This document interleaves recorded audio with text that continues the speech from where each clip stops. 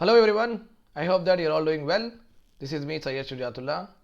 Today we'll be learning about the Hindu editorials of 8th and 9th December. Okay guys, so welcome to Iqra IAS Current Affairs channel. Do subscribe to the channel and also spread the news that हम रोज़ सुबह 6:30 के आसपास हम Hindu newspaper के editorials करते हैं. Along with that we also discuss about current affairs. Alternate day हमारा ये सिलसिला चल रहा है पिछले 1.5 महीने से. एक दिन हम करंट अफेयर्स करते हैं इन द मॉर्निंग और एक दिन हिंदू एडिटोरियल्स करते हैं. सो प्लीज़ डू रिमेंबर, आप नोट्स प्रॉपरली बना रहे हो and if you are having any doubts आप कमेंट सेक्शन में लिखिए. मैं जब नेक्स्ट दिन आऊँगा तो पहले आपके डाउट्स बोलूँगा, उसके बाद में we can go ahead with the lecture. आज की टॉपिक है little bit very important. Okay, क्योंकि आज के टॉपिक में थोड़े बहुत कॉन्सेप्ट सीखने को भी मिलेंगे आपको, बिकॉज वो आरबीआई की मॉनेटरी पॉलिसी रिलेटेड है. आरबीआई की मॉनेटरी पॉलिसी रिलेटेड है टॉपिक. और उसके बाद में पल्सेस प्रोडक्शन इंडिया में कम क्यों हो रहा है. अगर कम नहीं हो रहा है तो हम इतना इंपोर्ट क्यों कर रहे हैं. तो जनरली इंडिया में पल्सेस प्रोडक्शन कम हो रहा है और इंपोर्ट बहुत ज़्यादा कर रहे हैं हम. वाई इट इज़ सो, क्यों नहीं ग्रो कर सक रहे हैं. इतनी बड़ी कंट्री है, एग्रेरियन इकोनॉमी है. So why it is the reason that we are not able to sufficiently produce what pulses और हमें इंपोर्ट करना पड़ रहा है. तो ये दो टॉपिक के बारे में आज का डिस्कशन है. Very very important for the examination. Pulses के बारे में ऑलरेडी यूपीएससी मेंस में क्वेश्चन आया था. और मॉनेटरी पॉलिसी के बारे में आप पूछो मत, ये तो हर साल प्रीलिम्स में और मेंस में आपको आते ही रहता है. ठीक है, so let us go at what is there in the first article, that is monetary policy related. Okay, let's just understand some concept. Basic thing about monetary policy क्या है. मॉनेटरी पॉलिसी आप बिना इन्फ्लेशन के isolate नहीं पढ़ सकते. Monetary policy जहाँ जहाँ रहेगी आपको इन्फ्लेशन वहाँ वहाँ ऑटोमेटिकली उसके ट्विन भाई के जैसा मिल जाता आपको, राइट. मॉनेटरी पॉलिसी का मतलब है money policy, money supply policy. what is the meaning of monetary policy? Money supply policy. Okay, and who formulate this policy? Very common, the only institution in the country that does it, central bank of any country, that is RBI for us. RBI for us. Money supply policy. ये money supply India में आपके पास, मेरे पास, दुकानदार के पास, सबके पास कितना पैसा है, ये जो मनी सप्लाई है, specially in the hand of consumers. आपके हाथ में, मेरे हाथ में, जो कंज्यूम करता है गुड्स एंड सर्विसेज कंज्यूम करता है, प्रोडक्शन नहीं करता, गुड्स एंड सर्विसेज कंज्यूम करता है. Understood my point here. तो मेनली कंज्यूमर्स के हाथ में, आपके और मेरे हाथ में ये जो पैसे हैं हाथ में, ये पैसे कम या ज़्यादा कितने होना चाहिए. ये कम रहना चाहिए अपने हाथ में, ये ज़्यादा रहना चाहिए, ये कौन डिसाइड करेगा? ये आरबीआई डिसाइड करेगी. सो आप बोलेंगे सर ये तो कैसा होगा, मेरे को तो तनख्वाह आ रही, सैलरी आ रही है मेरी, तो आरबीआई बहुत सैलरी उतनी ही दे रही, कम ज़्यादा तो हो रही नहीं. But it's not your salary, it's not about your salary. आपकी सैलरी को भी कम कर सकते अगर गवर्नमेंट सडनली आपके सैलरी पे इनकम टैक्स बढ़ा दी, समझो इनकम टैक्स बढ़ा दी, तो ऑटोमेटिकली आपके पास पैसे कम हो जाते. राइट और रॉन्ग? सो इंस्टीट्यूशनल मेजर्स बोलते हैं. What it is called as institutional measures. अगर आरबीआई कुछ करती है तो आरबीआई एक इंस्टीट्यूशन है गवर्नमेंट की, तो इंस्टीट्यूशनल मेजर बोलते हैं. गवर्नमेंट खुद भी करे तो government itself is a institution. So there are institutional measures. They are institutional measures by which both RBI and the government of India will regulate money supply in the country. अपने हाथ में कितने पैसे होना, that will be regulated by both. अभी हमारा discussion है monetary policy और आरबीआई रिलेटेड, तो हम गवर्नमेंट के बारे में बात नहीं करेंगे. Remember this point here. Okay, as I told you that जहां जहां मॉनेटरी पॉलिसी रहेंगी वहां वहां आपको इन्फ्लेशन मिलेगा. ओके, मीन्स इन्फ्लेशन का लिंक मिलेगा, इन्फ्लेशन नहीं मिलेगा, इन्फ्लेशन का लिंक मिलेगा. अब ये इन्फ्लेशन है क्या? Let us understand the first concept. Inflation है क्या? इन्फ्लेशन का मतलब है, आज क्या तारीख है? आज देखो डिसंबर 10 है, डिसंबर 10 2021. ओके, यहाँ पे गुड्स एंड सर्विसेज जो आप डेली यूज़ करते ना, कोलगेट है, ब्रश है, एंड ब्रश तो चलो ड्यूरेबल है, कोलगेट है वे रोज़ ही यूज़ करते हैं आप, ठीक है, और मैच बॉक्स है, और समझो आप राइस है, वीट है, और डेली आप इलेक्ट्रिसिटी यूज़ करते हैं, एक्सेट्रा. बहुत सारे चीज़ें आप दिल में यूज़ करते और आप कंज्यूम करते थे. कंज्यूम कर लेते means it will not be there again. एक बार आप खा लिए, एक बार आप यूज कर लिए, उसके बाद में रहती नहीं. That is called as what? Consumption. That's called what? Consumption. अगर मैं 1 घंटा फैन चलाया, इसका मतलब है मैं 1 घंटे का इलेक्ट्रिसिटी मैं यूज कर लिया, बस. अब वो इलेक्ट्रिसिटी वापस आ सकती? नहीं आ सकती. अगर मैं एक बार कॉल कर लिया किसी को, ओके, अगर मैं 2 रुपए कट हो गए तो मेरी सर्विस हो गई, तो वो 2 रुपए आ रहे मेरे को वापस? नहीं आ रहे. So consumption is one, when it is done you can not get it back. Okay, ये कौन करते कंजम्पशन? आप और मैं ही करते, कंज्यूमर्स ही करते, राइट. सो आज समझो 10 तारीख है 2021, 10 तारीख 2021. यहाँ पे है, यहाँ पे लेट सपोज राइस रहो, वीट रहो, राइस, वीट, ज्वार, बाजरा, पेन, पेंसिल, रबर, चामर, ये पूरों का एक बास्केट है. ये पूरों का जो हम डेली यूज करते हैं ना, इसका जो बास्केट है. इलेक्ट्रिसिटी है, मैं डेली गाड़ी में पेट्रोल भी डाला तो पेट्रोल का प्राइस है, etcetera, so and so forth. So मेरी ये बास्केट है. ये बास्केट की प्राइस जनरली मुझे 1000 रुपये में मिल जाती है. ये 1000 रुपये में मिल जाती है. अब ये बास्केट की प्राइस लास्ट मंथ 1000 रुपये मिली थी, अब ये 1010 रुपये होगी. ओके, उसके बाद में जनवरी आया 2000, सेम 1 महीने के बाद ये प्राइस होगी, ये बास्केट की प्राइस होगी 1100. फिर फरवरी आया, सेम बास्केट की प्राइस होगी 1150. सो ये सस्टेन्ड इंक्रीज हो रहा है ना, सस्टेन वो तो इंक्रीज, स्लोली इंक्रीज हो रहा ना. This is called as what? Inflation. This is called as inflation. ऐसे नहीं कि दिसंबर में ऊपर गया, जनवरी में नीचे आया, फिर उसके बाद में फरवरी में स्टैग्नेंट हुआ, फिर ऊपर आया, नीचे आया. This is not called as inflation. Okay, inflation का मतलब है sustained increase in the prices of what? Goods and commodities और goods and services, whatever use है. ठीक है. सो आप समझ गए इन्फ्लेशन का कॉन्सेप्ट. सस्टेन डेफिनेशन में बता दिया, और किसको बोलते हैं अपन इन्फ्लेशन वो भी मैं आपको समझा दिया. नाउ अभी प्रॉब्लम क्या है? लेट सपोज हमारे एक मेड है, हमारे मेड की एक फिक्स्ड इनकम है, राइट. हमारे मेड की एक फिक्स्ड इनकम है, ठीक है. हम लोग उनको हमारे कुक को 6000 रुपये देते, ठीक है. 6000 विल गिव, अंडरस्टूड. ये 6000 में इनके 3 बच्चे हैं, C1, C2, C3. ये 3 बच्चों को ये अच्छे से स्कूल आने जाने का शी इज़ गिविंग व्हाट? किराया दे रही हैं ये, और बच्चों को अच्छे से रेशन भी आ गया ये 6000 में, और रेंट भी आ गया. ओके, ये 3 चीज़ें आराम से हो गए. लेट सपोज कुरकुरे भी बच्चे खाए हैं, कुरकुरे भी दिए हैं बच्चों को, थोड़े बहुत एप्पल एंड बनाना भी शी गिव्स एंड एग भी दिए उन्होंने, ठीक है. ये पूरे चीज़ें प्रॉपरली फुलफिल है. लेट सपोज ये जो बास्केट है, ये बास्केट 6000 में आ रहा ना. अब ये बास्केट समझो स्लोली 3 महीने के बाद बढ़ के ये बास्केट 6200 हो गया. ये बास्केट 6200 हो गया. 6000 था ना पहले. 6000 में 1 item, 2 item, 3 item, 4 item, 5 item, 6 item खरीद सकते थे. हमारे मेड 6000 रुपये में 6 आइटम खरीद सकते थे. ओके, तो से लेट सपोज सितंबर में. अभी दिसंबर में ये प्राइसेस जो 6 आइटम के प्राइसेस हो गए 6200 हो गए. Do you think that she comes and ask me? हमारे घर में मम्मी से पूछेंगे क्या? अम्मी देखो जी मैडम 6000 रुपये बस नहीं हो रहे, मैं 6 आइटम खरीद नहीं सक रही, मेरे पैसे बढ़ाओ. ऐसा तो नहीं होता ना.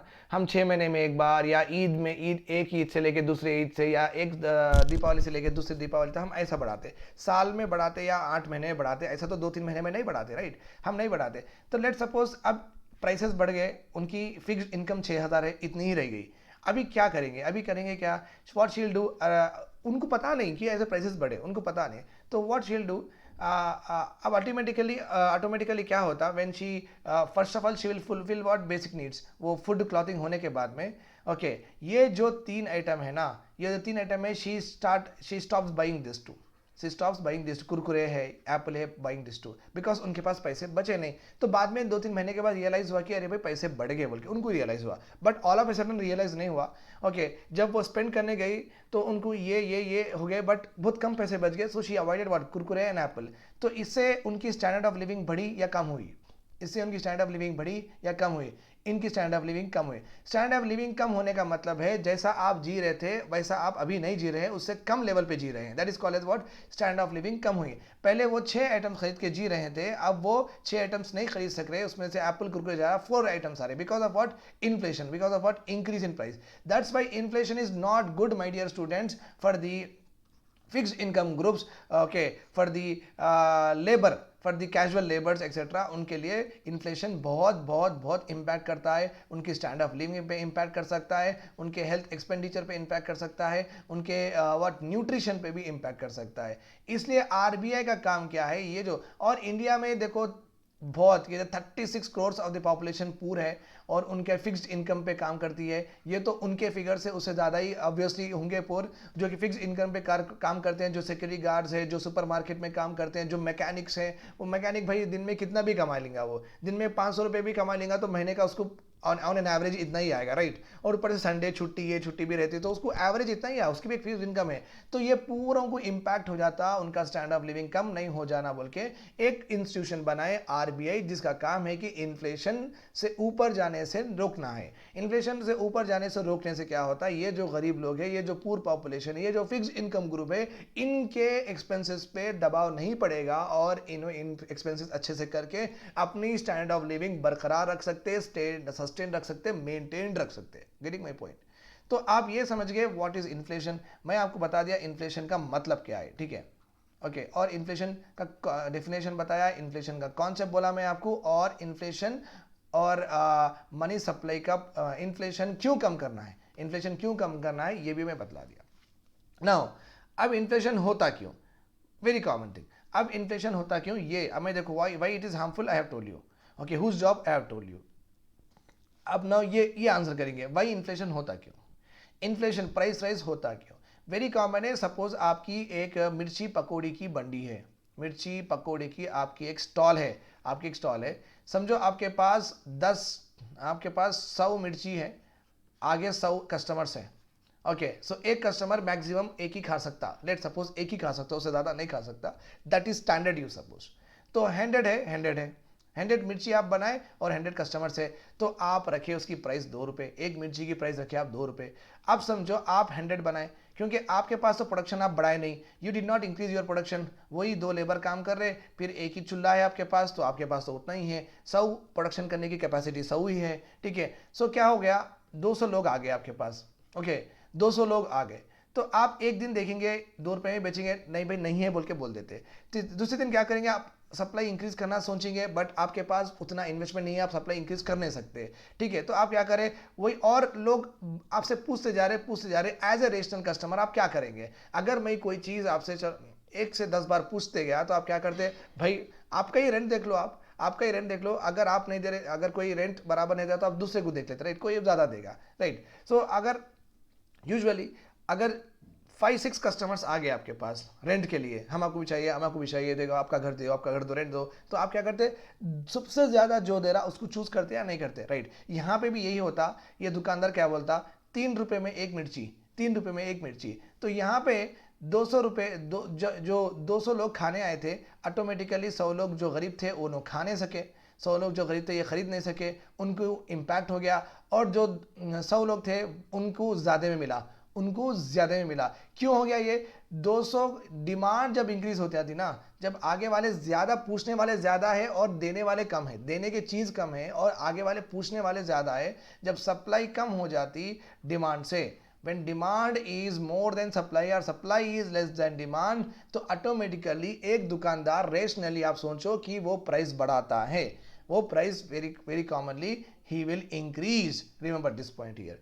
देखो आप कभी भी क्रिकेट खेलने गए होंगे, तो हम भी जाते हैं, तो आप क्रिकेट आउटस्कर्ट्स में खेलते हैं, जहाँ पे, अब यहाँ पे तो हैदराबाद में हम आउटस्कर्ट्स में ही खेलते हैं, बिकॉज ग्राउंड तो है नहीं हमारे पास, तो हम दूर खेलते हैं। तो वो जब ये ग्राउंड को रेंट पे लेते हैं, इनके पास एक कैंटीन होती है, ये कैंटीन में हर चीज़ महंगी देता वो, ओके, बादाम मिल्क भी महंगी देता, फ्रूटी भी महंगी देता, हर चीज़ महंगी देता। क्यों, क्योंकि यहाँ पे सप्लाई बहुत कम है, इसको सिटी से जाके लेके आना पड़ता, सप्लाई कम है, और बात को सप्लाई नहीं लेके आता, तो यहाँ पे पर अगर पूछने वाले ज़्यादा है, right. So whenever demand is more and whenever supply is less, automatically price rise. As a rational producer, as a normal manufacturer, as a normal दुकानदार आप करते यही हैं, ओके। अगर आपकी इडली डोसा की भी बंडी है, आगे से बहुत कस्टमर्स पूछ रहे हैं, आप ऑटोमेटिकली 3-4 रुपए डाल देते हैं उसमें एक्स्ट्रा, राइट।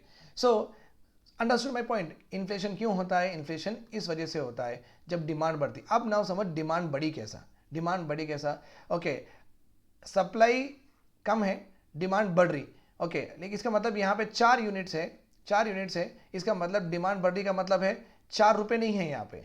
ओके, 1 रुपये में एक चीज़ मिल रही, तो 4 यूनिट्स को 4 रुपये नहीं है, यहाँ पे 8 रुपये है, यहाँ पे 8 रुपये।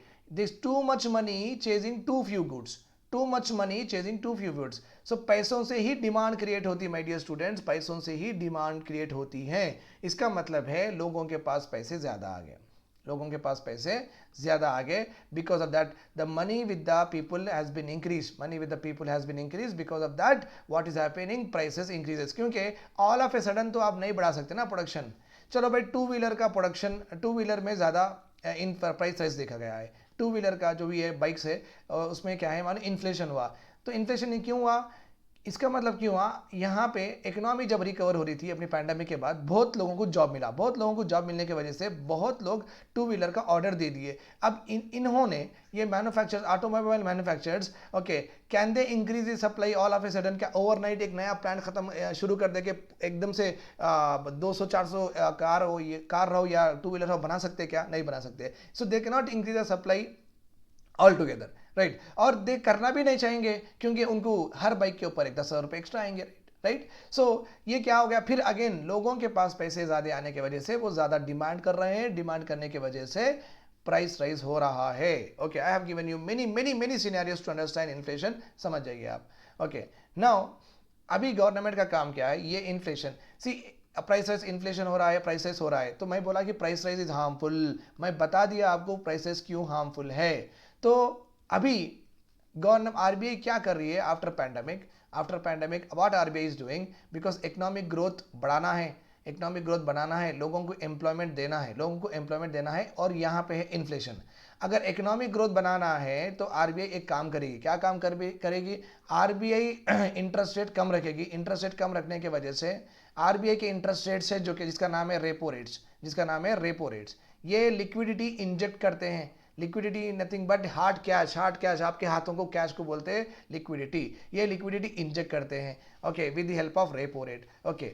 और ये इंटरेस्ट रेट जब कम होगा तो बैंक्स यहाँ से बारो करेंगे आरबीआई के पास से, क्योंकि बैंक्स अगर कोई बैंक को किसी पैसों की ज़रूरत है, उनके पास एक ही जरिया है, दैट इज़ आरबीआई के पास से पूछो। That's why RBI is called as what, bankers bank. Bank खुद के शेयर्स इशू नहीं कर सकती, remember this point, banks can not do share issue करके, risky business bank can not issue what, bonds, my dear students, remember this point, okay. क्योंकि अपने पैसे, वो किसके पैसे, पब्लिक के पैसे, bank can not put in what, risk, okay, bank can not put in what, risk. Specially shares में तो कर ही नहीं कर सकते, क्योंकि share market is a risky market. मैं एक बैंक में आप और मैं मिलके सब लोग यहाँ पे डिपॉजिट करें, ये बैंक वाला जाके किंगफिशर के और विजय माल्या के एयरलाइंस में लगा दिया, ये पूरा डूब गया, ये भी डूब गया, पैसे कौन देना फिर अपने को, right or wrong? So banks are disallowed to do anything, so to in the share market, okay। तो और कौन से भी बॉन्ड्स, डिबेंचर्स, इन दैट में उनको प्रोहिबिशन है कि दे कैन नॉट डू इट। अगर उनको ज़रूरत है वो जाना है आरबीआई के पास, वो जाना है आरबीआई के पास, रिमेंबर दिस पॉइंट। अभी क्या हुआ, गवर्नमेंट इतने सारे स्टेप्स लेके इकोनॉमिक ग्रोथ करने की ट्राई कर रही है। जब इकोनॉमिक ग्रोथ हो रहा तो ऑब्वियसली एम्प्लॉयमेंट भी ज़्यादा क्रिएट हो रहा, एम्प्लॉयमेंट क्रिएट होने की वजह से लोगों के पास पैसे ज़्यादा आए, लोगों के पास पैसे ज़्यादा आने की वजह से what is happening, okay, they are demanding more, inflation ज़्यादा हो रहा, इन्फ्लेशन हो रहा। तो आरबीआई का काम क्या है, यहाँ पे आके इसको रोकना है, राइट और रॉन्ग, आरबीआई काम क्या है, यहाँ पे आके रोकना है। मगर ये आरबीआई रोकना नहीं चाह रही, बिकॉज आरबीआई को भी एक अनदर ऑब्जेक्टिव है कि वो भी इकोनॉमिक ग्रोथ को देखें, वो भी इकोनॉमिक ग्रोथ को देखें, remember this point, okay. So RBI यहाँ पे पैंडेमिक पीरियड से लेके अब तक RBI is always having the stand, ये एक ही स्टैंड पे है कि वो इकोनॉमिक ग्रोथ पे ज़्यादा कॉन्सेंट्रेट कर रहे हैं, इन्फ्लेशन पे कॉन्सेंट्रेट नहीं कर रहे हैं। सो मच सो दैट आज की तारीख में कंज्यूमर प्राइस इंडेक्स इन्फ्लेशन 6% हो गया है। कितना हो गया है, 6%। जो चीज़ 100 रुपये मिल रही थी, अब वो चीज़ 106 रुपये मिल रही। जो चीज़ 1000 रुपये में अपन खरीदे थे पूरे मिला के, अब अपन 1060 रुपये में खरीद रहे हैं। ऐसे खरीदते गए, अब अगर 10,000 है तो 600 एक्स्ट्रा जा रहे हैं। पेट्रोल पैसे छोड़ दो आप, वो तो और ऊपर जाके, ओके, अपने बेस इनकम पे, जो मेरी तनख्वाह है, जो मेरी सैलरी है, उस पर इफेक्ट हो रहा है, उस पर इफेक्ट हो रहा है। और जो आरबीआई इंटरेस्ट रेट कम रख रही है, इंटरेस्ट रेट कम रख के लेस इंटरेस्ट रेट पे बैंक्स को दे रही है, बैंक्स लेस इंटरेस्ट रेट पे आपको, मेरे को, सबको दे रहे हैं, तो हम ज़्यादा से ज़्यादा बारो कर सक रहे। सो आरबीआई भी क्या कर रही है, हम ज़्यादा बारो करें, हम ज़्यादा डिमांड करें, ज़्यादा अपने पास पैसे हैं, मैं और एक कार खरीदूँ, मैं बाइक खरीदूँ, मैं और एक्सपेंडिचर करूँ, सो मेरे को लोन्स इजी मिल जा रहे हैं, और ऊपर से गवर्नमेंट ऑफ इंडिया की तरफ से भी इकोनॉमिक ग्रोथ को पुश कर रहे हैं, कॉर्पोरेट टैक्स वो भी कम कर रहे हैं। ओवरऑल आरबीआई और बैंक दोनों मिलके इकोनॉमिक ग्रोथ पे ज़्यादा ध्यान दे रहे हैं, और गवर्नमेंट का तो काम नहीं है इन्फ्लेशन को कुछ करना, तो आरबीआई का काम है इन्फ्लेशन को करना। बट यहाँ पे आप इकोनॉमिक ग्रोथ, अगर इकोनॉमिक ग्रोथ चाह रहे हैं तो आप डिमांड कम करो, इकोनॉमिक ग्रोथ चाह रहे हैं तो आप डिमांड बढ़ाओ, राइट और रॉन्ग, सॉरी, इकोनॉमिक ग्रोथ आप चाह रहे हैं तो डिमांड बढ़ाओ, और डिमांड बढ़ाने से इन्फ्लेशन होता, राइट। अगर इन्फ्लेशन कम करना है तो आपको डिमांड कम करना होगा, राइट। अगर डिमांड आप कम नहीं कर सकते, बिकॉज आपको इकोनॉमिक ग्रोथ भी करना है, आपको इकोनॉमिक ग्रोथ भी करना है। Are you getting what I am saying? ये पूरा एक सर्किल चल रहा है, ये पूरा एक सर्किल चल रहा है। सो बेसिकली अभी क्या हो गया, आरबीआई क्लियरली बोल दिए, since the pandemic level RBI clearly told that अभी मैं इकोनॉमिक ग्रोथ पे ही कॉन्सेंट्रेट करूंगा, और गवर्नमेंट ऑफ इंडिया भी इकोनॉमिक ग्रोथ पे ही कॉन्सेंट्रेट करेंगे, मैं अभी इन्फ्लेशन पे काम नहीं करूंगा, ओके। मैं अभी इन्फ्लेशन पे काम नहीं करूंगा, मैं भी ज़्यादा से ज़्यादा पैसे सर्कुलेट करूंगा, इंटरेस्ट रेट कम करके बैंक के थ्रू लोगों में ज़्यादा पैसे दूंगा। आरबीआई भी ये लिक्विडिटी इंजेक्ट करने के मूड में है, गवर्नमेंट ऑफ इंडिया तो कर ही रही है। आरबीआई जब ऐसी पॉलिसी अडॉप्ट कर लेती है जहां पे आरबीआई का इंटेंशन है कि लिक्विडिटी, लोगों को ज़्यादा से ज़्यादा लोन्स देने का आरबीआई का इंटेंशन है, जब आरबीआई ऐसी पॉलिसी अडॉप्ट कर लेती, that policy is called as accommodative monetary policy. Accommodative monetary policy is nothing but expansionary monetary policy, nothing but accommodative money supply policy, expansionary money supply policy, लोगों के पास और पैसा आना like that, okay। This is all about the article ये था, this is article, ठीक है, ये आर्टिकल। अब देखिए यहाँ पे, the reserve bank of India decision to keep repo rate and reverse repo rate unchange during its December monetary policy, कम रखे 3% 4% पे रेपो रेट रखे, सो दैट बैंक्स ज़्यादा से ज़्यादा आरबीआई से बारो करना, और आरबीआई और बैंक से अपने को कम इंटरेस्ट रेट पे लोन्स मिलना, तो अभी भी आरबीआई का मूड क्या है, इन्फ्लेशन नहीं है, आरबीआई का मूड क्या है, इन्फ्लेशन नहीं है, इकोनॉमिक ग्रोथ पे कॉन्सेंट्रेट कर रहे हैं, क्योंकि अभी ओमनिक्रॉन वेरिएंट भी आने वाला है, तो इससे हो सकता है कि अपनी जो रिवाइवल ऑफ इकोनॉमिक ग्रोथ जो हो रही है वो थोड़ी रुक ना जाए, इसलिए आरबीआई का अभी भी इंटेंशन क्या है, भाई इन्फ्लेशन छोड़ो, इकोनॉमिक ग्रोथ करो, लोगों को जॉब चाहिए और डिमांड बढ़ाना है, ओके फाइन। सो पहले तो क्या था, पहले जब प्री पैंडेमिक लेवल में आरबीआई की एक मॉनेटरी पॉलिसी कमेटी होती है, माय डियर स्टूडेंट्स, आरबीआई की एक मॉनेटरी पॉलिसी कमेटी होती है, ये कमेटी ही डिसाइड करती है रेपो रेट कितना होना चाहिए। आरबीआई के इंटरेस्ट रेट को हम बोलते हैं रेपो रेट। जब व्हेन बैंक्स बारो मनी फ्रॉम आरबीआई, जब बैंक्स जाके SBI bank, Andhra bank, sir पैसे दीजिए सर बोलते ना, ठीक है मैं ये इंटरेस्ट रेट पे पैसे देता हूँ, this is called as what repo rate, ठीक है। Remember this point, monetary policy में कमेटी में interest rates of RBI will be decided, interest rate of monetary policy will be decided, so major interest rate which is decided in RBI monetary policy is repo rate. ये monetary policy committee में 6 member होते हैं, 3 government nominated, 3 जो ruling party है, NDA है, उनके BJP है, दे nominate, और याद रखो नो गवर्नमेंट ऑफिशियल, यहाँ पे कोई मिनिस्टर नहीं रहेगा, यहाँ पे एक्सपर्ट ही रहेंगे, एक्सपर्ट, नो गवर्नमेंट ऑफिशियल, 3 बंदे government of India will nominate, but government का आदमी नहीं रहेगा, एक्सपर्ट ही रहेंगे, और तीनों यहाँ आरबीआई के अंदर के आदमी रहेंगे, इनसाइड इंटरनल मेंबर्स, एक तो गवर्नर तो रहेंगे आरबीआई के, और एक डिप्टी गवर्नर रहेंगे, और एक director of central bank, executive director of central bank, RBI के ही 3 यहाँ पे, तो 6 लोग। सो कभी भी आरबीआई की रेपो रेट जो इंटरेस्ट रेट 3% रखना है, या 3.5% रखना है, या 4% रखना है, सो रिमेंबर दिस पॉइंट, कभी भी अगर ये रेट्स में देखो, कम रेट रहा तो ज़्यादा लिक्विडिटी होती, ज़्यादा रेट रहा तो कम लिक्विडिटी होती, कम रेट रहा तो मनी सप्लाई ज़्यादा होती, ज़्यादा रेट रहा तो मनी सप्लाई कम होती, ओके। कम रेट रहने की वजह से, मनी सप्लाई ज़्यादा होने की वजह से डिमांड बढ़ा तो ऑटोमेटिकली प्राइसेस इंक्रीज होते हैं, अगर ज़्यादा रहने की वजह से, इंटरेस्ट रेट ज़्यादा रहने की वजह से लोग कम लोन लेते, less money supply and demand decreases, inflation decreases. तो ये देखो कि कितना इजी है समझने के लिए, ठीक है, ये कॉमन है, ओके। सो अभी देखो, वेरी कॉमन है। अगर समझो आरबीआई आंध्रा बैंक बोली है कि आओ आओ 2-3% automobile 2 wheeler loan 3% interest rate से, कितने लोग जाते हैं? बहुत सारे लोग जाते हैं। ओके 6% कार का है, 6% कार का इंटरेस्ट रेट है, आ जाओ ऑटोमोबाइल, सो भी जाएंगे, राइट और रॉन्ग। सो कम इंटरेस्ट है तो बहुत लोग लेते हैं, ज़्यादा इंटरेस्ट है तो कम लोग लेते हैं। और अपने को ऐसा नहीं है कि 10 के 10 लोग नहीं लेना या 10 के 10 लोग लेना, ऐसा नहीं है। थोड़े कस्टमर्स अपन अवॉइड करें, that is called as what, liquidity management हो जाती, मनी सप्लाई मैनेजमेंट हो जाता, इन्फ्लेशन मैनेजमेंट हो जाता। ऐसा नहीं कि पूरा लोन प्रोसेस ही डिस्करेज करो, ऐसा नहीं।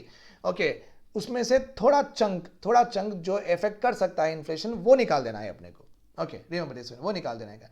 तो ये जो 6 लोग हैं ना, ये आरबीआई के 3 और गवर्नमेंट अपॉइंटेड 3, ये लोग डिसाइड करते कि 3% होना चाहिए या 4% होना चाहिए, कितना परसेंटेज होना चाहिए, राइट। और ये आरबीआई के गवर्नर लास्ट में वोट करेंगे। लास्ट में वोट अगर समझो 3:1 है, 3:3 हो सकता, ओके, या कोई 2 नहीं, 3:3 तो नहीं हो सकता, 2:3, ओके, या ऐसा हो सकता है, या 4:1 ऐसा हो सकता है। 2:3 अगर रहा तो आरबीआई गवर्नर अगर ये सपोर्ट करे, ये पॉलिसी, ये रेट सपोर्ट, इनके रेट को सपोर्ट करे, वो अप्लीकेबल हो जाएगी। 4:1 आरबीआई ऑब्वियसली यहाँ पे तो। और एक बात इंपॉर्टेंट है, आरबीआई का कास्टिंग वोट है, टाई होने के जब भी इन्हें कास्ट करते वोट। कास्टिंग वोट कब डाला जाता?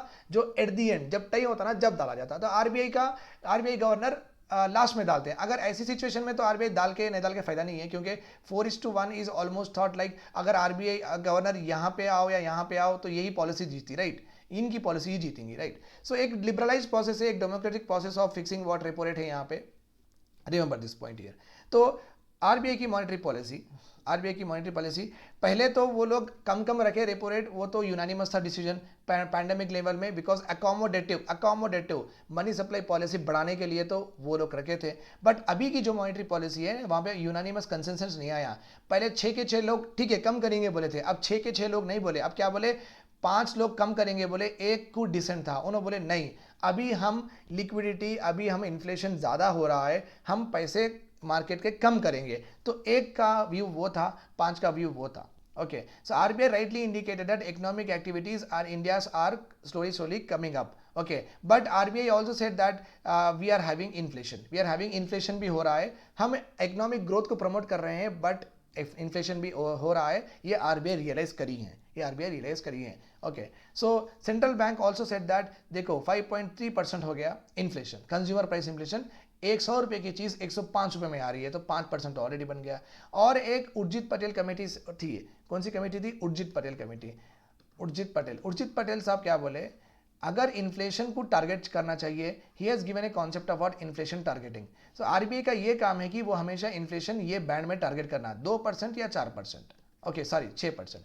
6% से ज़्यादा नहीं चाहना, क्योंकि अगर ये 6% से ज़्यादा गया तो पुअर पीपल के इफेक्ट हो जाएगा, उनकी स्टैंडर्ड ऑफ लिविंग कम हो जाएगी, बहुत ज़्यादा इंपैक्ट उनके सैलरी पे पड़ेगा। ओके 2% से कम हो गया तो प्रोड्यूसर्स को कुछ भी इंसेंटिव नहीं आएगा, प्रोड्यूसर से कुछ भी उनका कॉन्फिडेंस बूस्ट नहीं होगा, वो एक्सपेंशन नहीं करेंगे। लाइक 100 रुपये की चीज़ मैं 100 रुपये में बेच रहा हूँ, 100 रुपये की चीज़ मैं 100 रुपये में बेच रहा हूँ, 100 रुपये की चीज़ मैं 100 रुपये में बेच रहा हूँ। अब जितने अब मैं ये 100 रुपये की चीज़ जब मैं 100 रुपये में बेचते ही जा रहा हूँ, बेचते 1 साल हो गया, 2 साल हो गया, 3 साल हो गया, will I increase my factories, will I increase my industries, मैं ये इंक्रीज कर सकता हूँ क्या? मैं ये करता हूँ क्या? नहीं करता ना, राइट, क्योंकि मेरे पास कुछ है नहीं। चलो 100 रुपये की चीज़ 102 रुपये हुई, बाद में फिर 102 रुपये में ज़्यादा आए, पैसे ज़्यादा आए, फिर बाद में 103 रुपये हुए, ऐसा होते होते गए, मेरे पास पैसे बढ़े। ओके ओवरऑल पूरा 1 लाख ऑफ यूनिट बेचने के बाद में मेरे पास थोड़ा एक 10 लाख 20 लाख एक्स्ट्रा आ गया, तो मैं नई फैक्ट्री लगाता हूँ, राइट और रॉन्ग। तो मेरे पास अगर जीरो इन्फ्लेशन है तो मुझे कभी नया प्लांट लगाने की ज़रूरत भी नहीं पड़ेगी, और मैं लगाऊंगा भी नहीं। थोड़ा पैसे ज़्यादा आए तो मेरे को ज़्यादा सेविंग्स होगी, तो मैं और एक प्लांट के बारे में सोचूंगा। जब पैसे 100 रुपये का बेच लूँ, 100 रुपये ही आ रहे, 100 रुपये का बेच लूँ, 100 रुपये ही आ रहे, तो इससे तो मैं कभी आगे बढ़ूंगा नहीं। ओके तो 2% ज़रूरी है इन्फ्लेशन कंट्री में, प्रोड्यूसर मेरे जैसे लोगों को बेनिफिट होगा। 6% से ज़्यादा नहीं जाना है, लोगों को हार्म होगा। तो उर्जित पटेल कमेटी बोले कि आप 4% पे रहो, 4% पे रहो, 2 से 4 का इनको विंडो ये, तो आप इसमें खेलो। बट यहाँ पे आरबीआई थोड़ा थोड़ा होके अपर में चले जा रही है। Remember this point. So targeted CPI इनको 4% एंड अपर टॉलरेंस ऑफ 6%, थोड़ा बहुत 6% टच हो जा रहा है आरबीआई का। बट आरबीआई अभी भी मूड में नहीं है, क्योंकि 5:1 में ये फिर से अकोमोडेटिव मॉनेटरी पॉलिसी अडॉप्ट कर रहे हैं। इसका मतलब फिर से वो इकोनॉमिक ग्रोथ को देख रहे हैं, फिर से वो मनी सप्लाई इंक्रीज करना सोच रहे हैं। ओके, ठीक है। सो ये आर्टिकल में ये था, with the economic recovering from the COVID led disruption, okay, slowly slowly economy recover हो रही है, इकोनॉमिक ग्रोथ हो रहा है, एम्प्लॉयमेंट भी क्रिएट हो गया है। अभी आरबीआई विड्रॉ करना है, ये लिक्विडिटी जितनी भी डाले ना, ये लिक्विडिटी स्लोली स्लोली स्लोली कम करना है, क्योंकि इन्फ्लेशन भी कम हो जाएगा। जब पैसे कम हो जाएंगे लोगों के पास तो ऑटोमेटिकली डिमांड कम हो जाएगी और प्राइसेस स्टेबलाइज हो जाएंगे, तो ये आरबीआई बोली हम एकदम से नहीं करेंगे, हम 4 स्टेज में करेंगे। पहले है withdrawal of large crisis time liquidity support. जब आरबीआई जब पैंडेमिक था ना, आरबीआई नई नई स्कीम्स चलाई थी, बैंक थ्रू मोरेटोरियम दे दिया था। ऊपर से क्या है, मोरेटोरियम देने का मतलब है इंटरेस्ट रेट और ईएमआई वेव ऑफ करे थे। मेरे पास 10,000 रुपये, 10,000 में 2,000 मुझे बैंक वालों को बनना था, बट पैंडेमिक के पीरियड में मेरे को नहीं बनो बोले, मगर 8,000 जो डिस्पोजेबल मेरे पास इनकम थी, 8,000 रुपये जो पैसे थे, अभी मेरे पास 10,000 बढ़ गए, क्योंकि 10,000 आरबीआई के वजह से ही बढ़े। गवर्नमेंट वेव ऑफ करी। और ये भी है, और एक भी स्कीम चला रहे थे, emergency credit line scheme. Emergency credit line, जो भी दुकानदार है, जो भी ऑलरेडी मुद्रा में उनके प्लांट्स रखे हैं, ओके, मुद्रा में उनके प्लांट्स एस्टेब्लिश करेंगे, ओके, फैक्ट्रीज जो भी एस्टेब्लिश करे, जो भी इंडस्ट्रीज एस्टेब्लिश करे, उनके लिए थोड़ा RBI has given what, more loans. तो ऐसे जो क्राइसिस टाइम में जो एक्स्ट्रा हेल्प आरबीआई दी है ना, वो पूरी पहले स्टेज में ये निकालना है। उसके बाद में रेपो रेट और रिवर्स रेपो रेट का गैप कम करना है। Reverse repo rate means when bank RBI भी क्या है मालूम, ज्यादा अगर ये बैंक वाले ज्यादा लोन दे रहे ना, तो आरबीआई बोलती भाई मेरे को भी लोन दो, आरबीआई विल से। सो जब आरबीआई बैंक से लेंगी तो बैंक के पास लोगों को देने कम होगा, तो ऑटोमेटिकली मनी सप्लाई कम होगी और डिमांड भी कम होगा, राइट। तो आरबीआई क्या करती, खुद भी लेती और उनसे भी लेने लगाती। ओके, सो ये जो है ना, ये लिक्विडिटी एडजस्टमेंट फैसिलिटी बोलते हैं, we call it as liquidity adjustment facility. जब भी ज्यादा लिक्विडिटी हुई, जब भी ज्यादा मनी सप्लाई हुई, उसको एडजस्ट करने के लिए RBI will introduce what, repo and reverse repo. समझो रेपो में क्या है, रेपो रेट में क्या है, बैंक्स बारो फ्रॉम आरबीआई। तो आरबीआई को ये मालूम है कि इन्फ्लेशन होने के चांसेस है, आरबीआई इतना बड़ा इंस्टीट्यूशन है तो डेफिनेटली मालूम तो रहेगा। तो आरबीआई को ये मालूम है कि इन्फ्लेशन होने के चांसेस है, तो बैंक वाले आरबीआई के पास, बैंकर्स बैंक कौन है, बैंक का बैंक कौन है, आरबीआई। तो यहाँ पे समझो 10 एप्लीकेशन है ये बैंक के पास, एसबीआई बैंक के पास 10 एप्लीकेशन है, कार लोन चाहिए सबको। क्या चाहिए, कार लोन चाहिए। आरबीआई के पास गए, सर आप पैसे दीजिए, तो ये आरबीआई बोली, ऑलरेडी आरबीआई को मालूम है इन्फ्लेशन होने वाला है, तो ये आरबीआई क्या करेगी मालूम, नहीं 10% से दूंगा, 10% दूंगा। तो 10% अब ये कम्युनिकेट करे किसको भी, ये 10 एप्लीकेशंस को कम्युनिकेट करे। 10 में से ये तो पहले तो 4 महीने पहले 5% था, ये अब 10% हो गया। तो ये जब 10% हो गया तो 10% तो आरबीआई को देना है, ओके, बैंक वाले 10% आरबीआई को देना है, और बैंक को भी प्रॉफिट होना ना, तो बैंक क्या करेंगे, 15% पे लोन देगी किसी को, 10 एप्लीकेशंस को।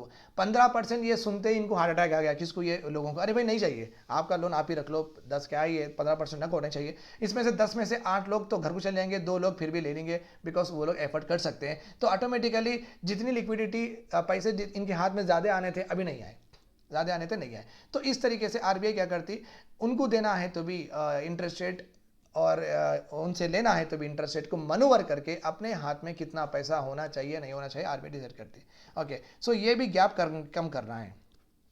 Okay, and shifting of monetary policy stands to neutral. अभी अकोमोडेटिव पे है ना, अकोमोडेटिव मींस और ज्यादा एक्सपेंड करेंगे, नहीं अभी न्यूट्रल पे आ जाएंगे। एंड लास्ट वन में eventually rise the repo rate. अभी जो रेपो रेट, जो बैंक जो बारो कर रही है आरबीआई से मनी, वो बहुत कम इंटरेस्ट रेट पे बारो कर रही है, 3-3.5% पे बारो कर रही है।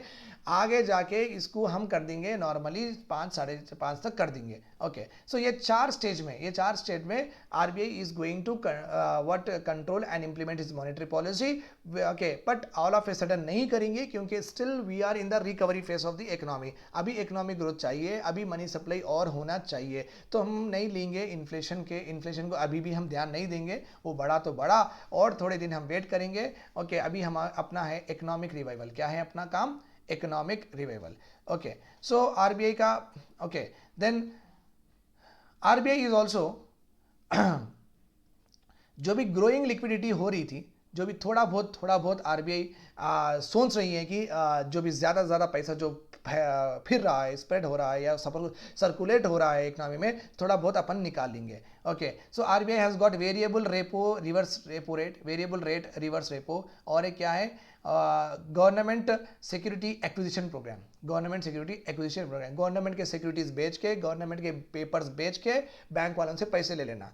तो गवर्नमेंट के पेपर्स बैंक वालों को दिए, जिसके नाम है सिक्योरिटी बॉन्ड, कुछ भी बोलो आप, गवर्नमेंट के पेपर्स बैंक वालों को दिए, बैंक से 10 लाख रुपए ले लिए. फिर गवर्नमेंट बैंक के पास क्या रहेंगे, पेपर्स है, पेपर्स तो लोन में दे नहीं सकते, तो गवर्नमेंट क्या, आरबीआई क्या करी, देखो ये गवर्नमेंट के पेपर्स है, ले लो, इसमें भी इंटरेस्ट रेट है, इसमें भी आपको फायदा होगा. तो बैंक वाले, अरे भाई बाहर वालों से देने से अच्छा तो आरबीआई को दे देंगे, यहाँ पे तो पक्का अपने को पैसे आते इंटरेस्ट रेट, ये शुजातुल्लाह सर को दिए तो कल को बनेंगे नहीं बनेंगे, कल को जॉब रहेगी नहीं रहेंगी, तो पैसे आए तो क्यों दूं मैं कंज्यूम. बैंक भी सोचता ना भाई, बैंक भी तो नॉर्मल सोचता कि जहां पे कम रिस्क है वहां पे पैसे लगा के पैसे बनाओ, राइट. तो बैंक सोचेगा कि मैं बाहर वालों को क्यों दूं, आरबीआई को दे दूंगा.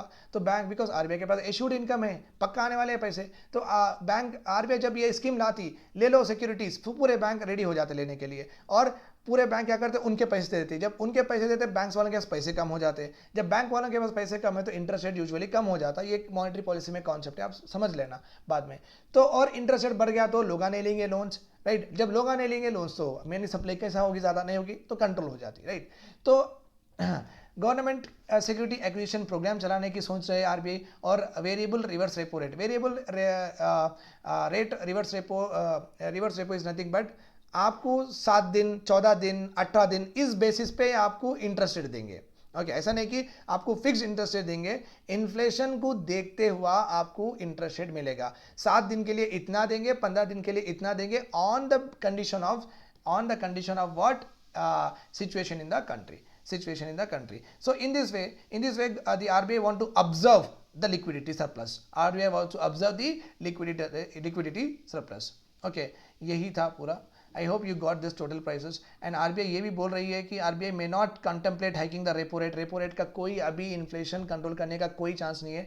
It may not be hiding, mid 22 तक चांस नहीं है. Given persistent negative output gap and prolong uncertainties, economic recovery करना है, ग्लोबल ऑयल प्राइसेस इंक्रीज हो रहे हैं, other commodities, shortage of raw material, supply bottlenecks, बहुत डिस्टॉर्शंस है इकोनॉमी में. ये पूरे सही करने के लिए मनी सप्लाई ज़रूरी है, ये पूरे सही करने के लिए इकोनॉमिक ग्रोथ को पुश करना ज़रूरी है. क्योंकि मनी सप्लाई बॉटलनेक्स क्यों बोल रहे हैं कि पैंडेमिक में बहुत सारे लॉजिस्टिक वाले, बहुत सारे जो ट्रांसपोर्टेशन करने वाले, बहुत सारे गुड्स एंड सर्विसेज इधर से उधर एक स्टेट से दूसरे स्टेट को ले जाने वाले, वो लॉसेस में आके पूरे उनके लारी डीसीएम सब बेच दिए, तो सप्लाई भी कम हो गई. वैसे ट्रांसपोर्टेशन में सेक्टर बहुत कम होने की वजह से सप्लाई बराबर हो नहीं रही है इंडिया में. तो अभी न्यू जो एंटरप्रेन्योर्स है जो कि सप्लाई करना चाहते हैं, जिसके पास लॉरी डीसीएम खरीदना चाहते हैं, तो उनको पैसे देना पड़ेगा, सो दैट वो लोग भी सप्लाई जो बॉटल नेक हो गया. बॉटल का नेक इज नथिंग बट ये है ना.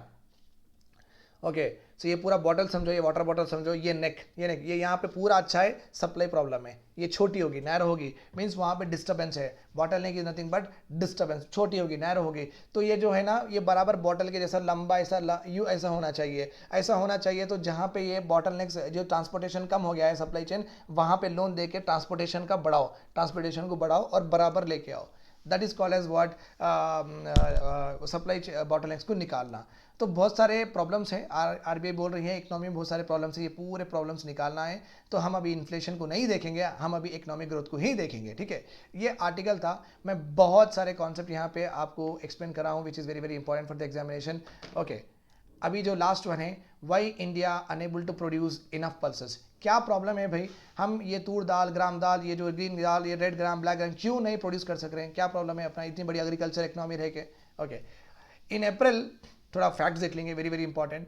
इन अप्रैल दिस ईयर, 2021 में April, there was a big surge in the prices of pulses. कितना, चना 100 रुपये पर आ गया. ओके, और पीजेनपी वो दो भी, ये चना और तुर दाल 100 रुपये आ गई, और तुर दाल तो और इंक्रीज होकर 130 रुपये आ गई. सो पल्सेस देखो भाई पल्सेस से प्रोटीन आएगा, पल्सेस से प्रोटीन आएगा, अब नॉनवेज नहीं खाने वाले इस पे ही जिएंगे। अगर आप पल्सेस के प्राइसेस इतने ज़्यादा हो गए तो घर में 5 लोग को अगर अगर महीने भर अगर दाल खाना है, 5 लोग को महीने भर दाल खाना है, मिनिमम 2-1,500 रुपये तो चले जाते। ओके, ये 500 रुपये की मिलने की चीज़ 1,500 में हो गई तो कितना आपको डिफिकल्ट हो जाता आपके बेस इनकम पे।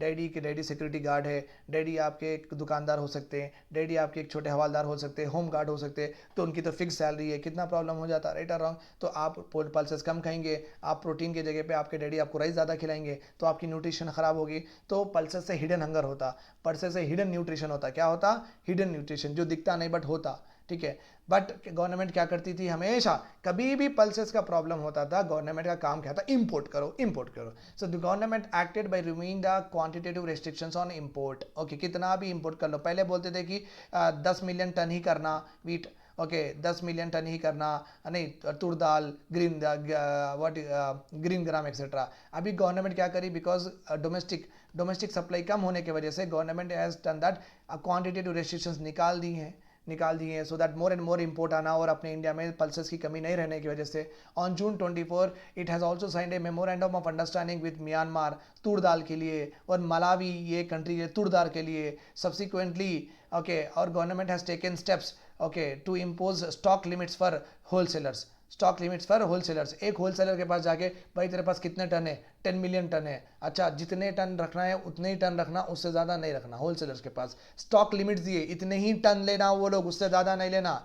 ओके, इंपोर्टर्स को ही बोले इतने ही टन आप रखना। Millers, retailers, to prevent hoarding, okay to prevent hoarding, आके इंस्पेक्ट करते, ये पूरा माल कितना है, ये पूरा 10 मिलियन टन से ज़्यादा है। गवर्नमेंट 10 मिलियन टन रखो बोली थी, 12 मिलियन टन क्यों रखे, चलो 2 मिलियन टन अभी निकालो, अभी मार्केट में लेके जाओ, ऐसा बोलते। ओके, फाइन डालते नहीं तो government has given for stock limits, इससे ज़्यादा इंपोर्ट नहीं करना, इससे ज़्यादा आप होर्ड नहीं करना, सो दैट ये होर्डिंग करके प्राइस बढ़ाने के जो मंसूबे हैं वो नाकामयाब करने के लिए गवर्नमेंट क्या करती, स्टॉक लिमिट्स बता देती। सो बेसिकली कभी भी पल्सेस का जब भी प्रॉब्लम होता है, गवर्नमेंट या तो इंपोर्ट करने के रेस्ट्रिक्शंस निकाल देती हैं, वेरे दूसरे कंट्रीज से मेमोरेंडम ऑफ अंडरस्टैंडिंग कर लेती हैं, और अपने जो डोमेस्टिक होलसेलर्स हैं उनको बोलती हैं स्टॉक लिमिट्स आप होल्ड मत करो तो फाइन लगेगा। तो ये 3 फंडे हैं गवर्नमेंट के पास अपने इंडिया में supply of pulses proper sustain करने के लिए।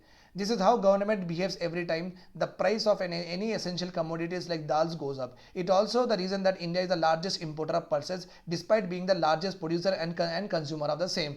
Problem देखो अपनी, इतना हम सबसे ज़्यादा प्रोड्यूस करते हैं पूरे वर्ल्ड में, सबसे ज़्यादा प्रोड्यूस करते हैं पल्सेस, इतने टन प्रोड्यूस करते हैं, मगर ये टन हमारे सफिशिएंट नहीं है। ओके, हम करते भी उतना, उससे ज़्यादा खाते। ओके, हम करते भी उतना, उससे ज़्यादा खाते। दैट इज़ द रीज़न अपने को इंपोर्ट करना पड़ा। अब गलत तो बात नहीं है, क्योंकि वेगन तो आजकल चल रहा है, आजकल तो नॉन वेजिटेरियन बन जा रहे हैं, तो ये तो कॉमन प्रोसेस। और ऑलमोस्ट लाइक फीमेल्स तो 80% हो गए वेगन। ओके, मेरे घर में भी नहीं खाते। Okay, so are you getting my point. So ये लोग का ना, ये तो वुमेन का तो ये सिस्टम ही बदल गया। ये तो वो मैक्सिमम एक चिकन खाएंगे, उससे ज़्यादा नहीं खाएंगे। ओके, रेड मीट तो कम्प्लीटली डिसअलाउड एनीवेयर। सो ये वुमेन का तो कमी हो गया। तो समझो कि इनकी अब न्यूट्रिशन लेवल को अपन मेंटेन करने के लिए पल्सेस का सप्लाई होना कितना ज़रूरी है। Okay, what about domestic production, हम क्या तीर मार रहे हैं डोमेस्टिक प्रोडक्शन में। अब तो देख लिए कि बड़े कंज्यूमर है, बड़े प्रोड्यूसर है, ओके इंपोर्ट कर रहे हैं, बस नहीं हो रहे हैं अपने पल्सेस, अभी कर रहे हैं क्या रे। सो डोमेस्टिक प्रोडक्शन भी अपना ज़्यादा हुआ। 1981 से लेके 2020 में 11.5 मिलियन टन से लेके अपन बने हैं 25.57 मिलियन टन, अपना 122% इंक्रीज हुआ डोमेस्टिक प्रोडक्शन। बट ये प्रोडक्शन सफिशिएंट नहीं है, but it is not sufficient. Okay, the imports have also risen 1622%. देखो 122% इंक्रीज हुआ डोमेस्टिक प्रोडक्शन, बट हमारा इंपोर्ट कितना है, 1622% इंक्रीज हुआ। Okay, that is very common, is a very जोकी कॉमेडी है। तो अब तो समझो कि प्रोडक्शन, डोमेस्टिक प्रोडक्शन में और अपने कंजम्पशन में ज़मीन आसमान का फ़र्क है। Imports decline in the past, और पहले भी रिसेंटली क्या हुआ, इंपोर्ट्स थोड़ा बहुत डिक्लाइन हुए। इसका मतलब इंपोर्ट डिक्लाइन हुए बोल तो शायद डोमेस्टिक प्रोडक्शन ज़्यादा हुआ, but again at the end ये हमारे बस नहीं हो रहा है अपने पास। Okay, India has been importing pulses for 4 decades to meet its domestic shortage. Total domestic production इतना है। Okay, import to meet the domestic, okay, इतना import हो रहा है। देखो 2200, okay, कितना यूनिट, 10, 100,000, 22,000 22,000 टन इंपोर्ट हो रहा है, 22,000 टन इंपोर्ट हो रहा है, 25,000 अपन टन्स अपन डोमेस्टिक प्रोडक्ट्स कर रहे हैं, तो 50,000 टन्स का है, मगर प्रोडक्शन आधे को आधा है, एक में आधा है, राइट। यूनियन मिनिस्टर अपने रामनिवास पासवान जी बोले हैं कि चलो भाई एडवर्स वेदर कंडीशन के वजह से इंडिया में पल्सेस प्रोडक्शन कम हो रहा है, किसी एक हद तक ये सही भी है, बट यही सही नहीं है, ये भी इंपॉर्टेंट है, आपको सोचना है। ओके, चैटर्जी एक कमिटी थी which is headed by sorry union finance minister Arun Jaitley decided to create a buffer stock by procurement and import of pulses. तो ये नौबत नहीं आना, all of a sudden hasty measures नहीं लेना, दैट्स वाई हमारे अरुण जेटली साहब बोले हैं कि हम प्रोक्योरमेंट करके रखेंगे और इंपोर्ट ऑफ पल्सेस करके अपन एक जगह बफर एक गोदाम में पूरा रखेंगे, जब भी प्राइस राइज होता अपन ये स्टॉक दे देंगे। 2014 में government has also set up a price stabilization fund. Prices जब भी ऊपर जाएंगे स्टेबलाइज करना है, ऊपर जाएंगे स्टेबलाइज करना है, under the department of agriculture corporation. देखो भाई याद रख लो प्रीलिम्स वाले, प्राइस स्टेबलाइजेशन फंड किसके अंडर है? Department of agriculture corporation and farmers. वो they are going to regulate the volatility in prices of essential agriculture commodities. Please remember this point. In 2015 okay, government has used price stabilization fund to import 5,000 tons of tur, okay, and through metal mineral trading corporation government company. याद रखो government directly order भी दे सकती any other country को, memorandum of understanding करके government to government और deal हो सकती, या गवर्नमेंट इज आल्सो आस्किंग कि अपने जो गवर्नमेंट के कंपनीज है भाई आप कर लो मेमोरेंडम ऑफ अंडरस्टैंडिंग और सप्लाई इंश्योर कर दो, तो ऐसा भी करो वैसे भी करो, पल्सेस लाना है इंडिया में, that's all about it. Okay, 2017 saw production of pulses increased to 23 million tons, a record at time, making the government impose quantitative restrictions on their imports। फिर से ये थोड़ा बहुत इंपोर्ट ज़्यादा इंपोर्ट करके कभी भी एक्स्ट्रा प्रोडक्शन होता तो थोड़ा कम करते, बट अल्टीमेटली हो रहा क्या है यहाँ पे? कम हो गया। क्या कम हो गया? आप इंपोर्ट करना ज़रूरी हो गया, प्रोडक्शन कम ही रह रहा हमेशा, अपनी डिमांड ज़्यादा है, अभी the last topic here, why domestic production is not adequate. पहली बात तो जो बड़े बड़े बड़े फार्मर्स है इनके कोजी अरेंजमेंट से, बहुत मस्त अरेंजमेंट से, ये लोग उठते बैठते हैं साथ हैं, इनके कोजी अरेंजमेंट से विद एफसीआई डायरेक्टर्स और स्टेट ट्रेडिंग कॉर्पोरेशन से, और ये लोग लॉयल है राइस एंड वीट के लिए। इनके फार्मलैंड में वो rice and wheat because MSP मिलेगा, यहाँ पे प्रोक्योरमेंट प्राइस प्रॉपर मिलेगा और इंश्योर मिल जाएगा। तो बड़े बड़े फार्मर्स राइस और वीट को लॉयल है बिकॉज उनके बहुत अच्छे संबंध है विद एफसीआई डायरेक्टर्स एक्सेट्रा। तो ये लोग पल्सेस ग्रो नहीं कर रहे हैं। बचे कौन? लोकल स्मॉल फार्मर्स बचे हैं। स्मॉल फार्मर्स को ये एफसीआई वाले, स्टेट ट्रेडिंग कॉर्पोरेशन वाले देखते भी नहीं है, तो they are not interested to grow crops also, even though the market price was high, farmers will get very little pride। यहाँ पे देंगे तो यहाँ पे ये लोग बराबर नहीं ले रहे हैं, मार्केट में जाके देंगे बेचेंगे छोटे छोटे फार्मर्स, तो वहाँ पे उनको मार्केट प्राइस नहीं कर रहा है। भाई गवर्नमेंट सपोर्ट नहीं कर रही है, फिर मार्केट में भी उतना प्राइस नहीं पड़ा, तो मैं क्यों ग्रो करूँ फार्मर? एज ए फार्मर मैं क्यों पल्सेस ग्रो करूँ? इतने बड़े बड़े लार्ज फार्म्स रखे, वो नहीं ग्रो कर रहे, why should I go into losses, right? The bulk of profit is going to what? Middleman. Bulk of profit कहाँ जा रहा है? मिडिल मैन पे जा रहा है। So that is less encouragement to the farmers। okay, and adverse climatic condition तो एक common reason भी है which is not through by which we are not able to increase our domestic production। so thanks a lot for hearing to me, have a nice day, do subscribe to the channel and do come to my class regularly and spread the news that I'll be meeting you every day in the morning। okay, alternate day current affairs and editorial discussions we are doing। I hope you like the lecture। bye bye, take care, have a nice day।